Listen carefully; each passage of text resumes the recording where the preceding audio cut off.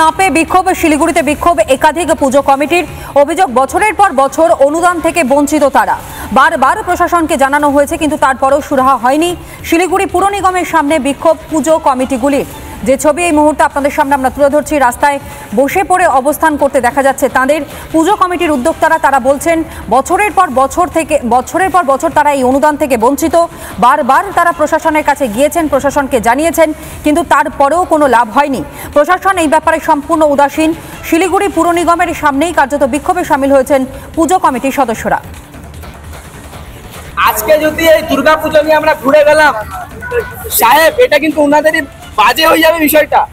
আমরা কিন্তু বলবো দুর্গাপূজার আওয়াজ করতে গিয়ে মেয়র ভাগিয়ে দিয়েছেন। ছোট ছোট দুর্গাপুজো কমিটি যাদের লিস্ট আমাদের কাছে আছে, এই কমিটিগুলো পায় না, যারা 5 বছরের ঊর্ধ্বে পুজো করে আসছে। নির্দিষ্ট ক্লাবকে দেওয়া হচ্ছে, তাহলে দুর্গাপূজা সবার, তাহলে অনুদানটাও সবার হওয়া উচিত। তাহলে প্রান্তিক বস্তি কলোনির যে মায়েরা পুজো করে, অ্যাটলিস্ট তাদেরকে তো 1,10,000 টাকা করে দেওয়া। এই গভর্নমেন্ট না ডিএ দিতে পারে, না এই ডিএ দিতে পারছে। এই ডিএ মানে দুর্গাপূজার অনুদান। মানুষের দুর্গাপূজার জন্য, হিন্দু সনাতনীদের দুর্গাপূজার জন্য আওয়াজ তুলতে গিয়ে আমাদেরকে রাস্তায় বসতে হলো, মাটিতে বসতে হলো।